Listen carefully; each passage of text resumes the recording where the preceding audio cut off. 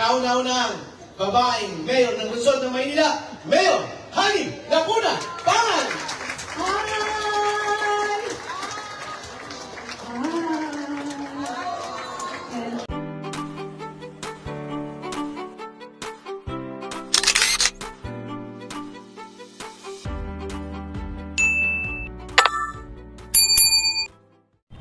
Welcome back sa aking YouTube channel. Para sa mga first time nung panonood, James TV Manila. Shout out po guys sa mga Iskonians na patuloy na sumusuporta sa ating channel at kay Boss Y. So sa mga Iskonians po, saludo po ako sa inyo.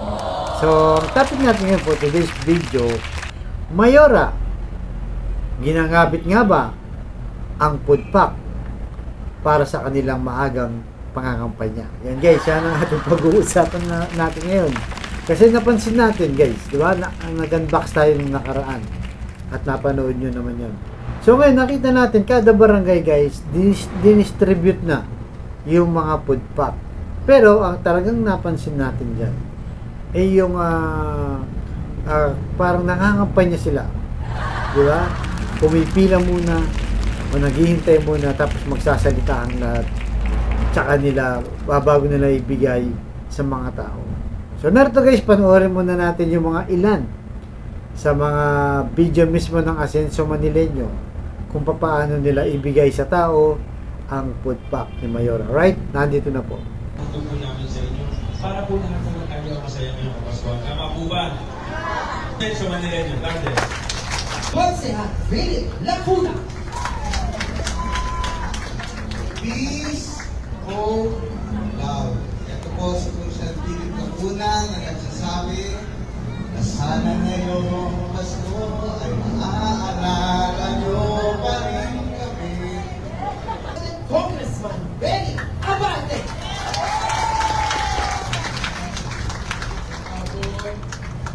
Okay, ready, go! Asenso! Doon naman, Vice Mayor Yul Servan Nieto. Hi! Hello! Kauna-unang babaeng mayor ng Luzon ng Maynila, Mayor Hani Lacuna Pangan!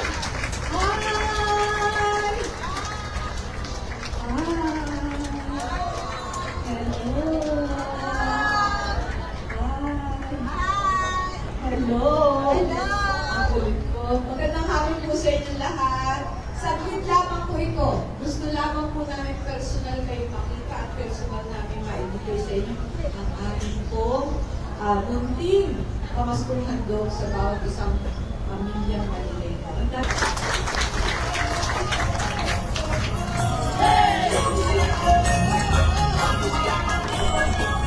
Muli po ang ating Mayora, Dr. Hani Lacuna Pangan.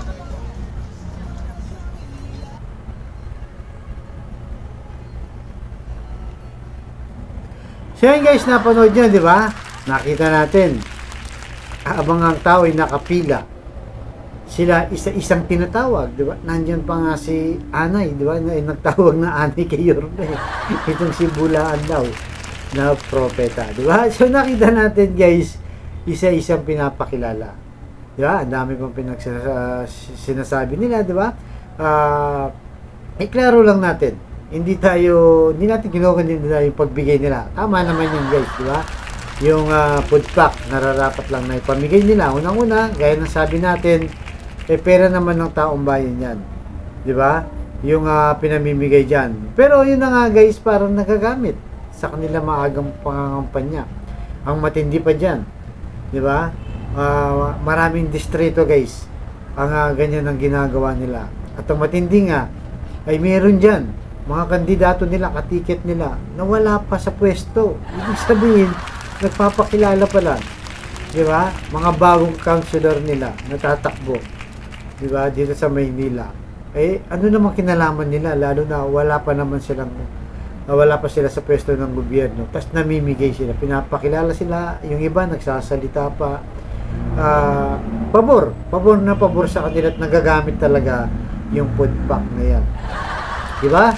Kaya talagang makita mo, ito yung mga benefits guys na hindi nabitawan. Di ba? Yung ibang mga hindi sumama kay Yorme. Kasi nga naman guys, mga parang nga nangangampanya ka na niyan. Pero wala kang gastos ha. Mismo pera ng taong bayan ang ginagamit na pangampanya. Diba? Siyempre yung ibang audience dyan, diba? Lalo na yung wala namang masyadong alam sa politika guys. Tuwang-tuwa sila kasi binigyan sila ni Mayora. Diba? Yung iba, ang tingin nila dyan parang galing mismo sa bulsa ni Mayora. Pero ang totoo niyan, diba? Galing naman yan sa tax ng gobyerno. Bagamat sinasabi natin na maganda nga yan dahil nakikinabang ang taong bayan, pero gaya na sabi natin dati, di ba, ang utak dyan itong si Yorme, di ba?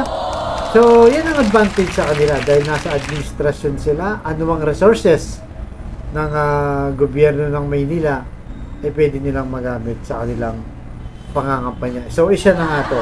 At kung pupunta kayo guys sa mismong Facebook page ng Asenso Manileño, ang dami ng ganyang ginawa nila. Ito, pakita lang natin guys ha. Isa-isay lang natin. Wait lang guys, wait. Lalagyan ko lang ng volume. Ito.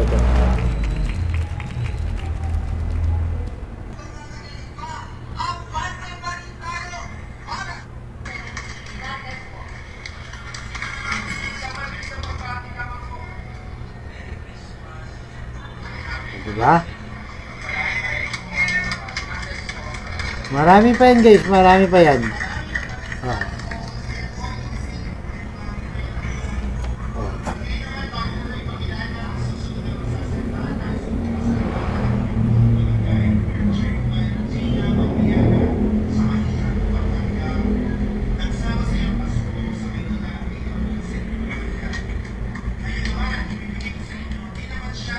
Ayan guys, lahat ng distrito. Di ba? Ayan.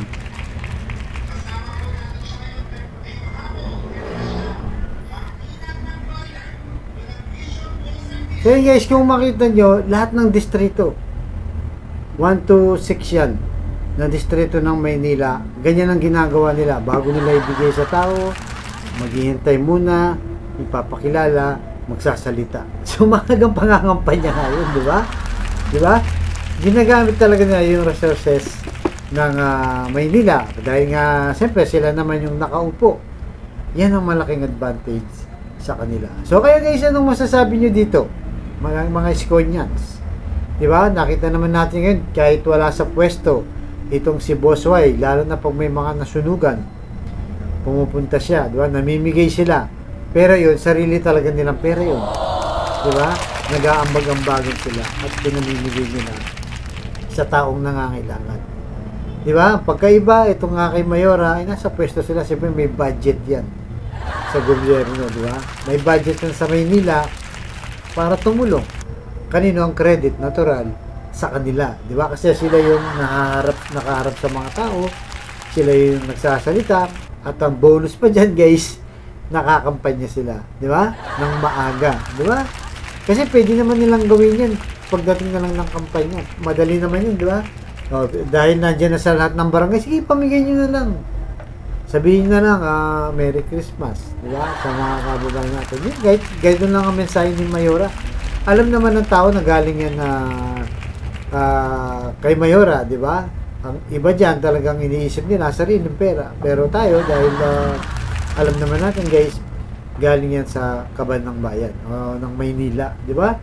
So maging wise po tayo, di ba? At ito na nga guys, talagang nakikita na natin na talagang lahat na ng pwedeng gawin nila, ginagawa nila para matapatan, di ba? Itong kay Boss Y. Pero kahit ganun po man guys, pagdating sa survey, mukhang wala namang epekto yan dahil si Yorme pa rin ang nananalo, di ba? Landslide pa rin pagdating sa mga survey. So, kaya guys, huwag nyo pong kalimutan, like, share, and subscribe po. At siyempre yung mga comment nyo guys, sa tingin nyo ba, yan, maagang pangangampanya nga ba yan? Ginagamit ang resources ng kaban ng Maynila, di ba? So, ganito lamang po. Abangan nyo ang susunod kong vlog. Thank you very much at pagpalain tayo ng buong may kapal. Manila, God bless.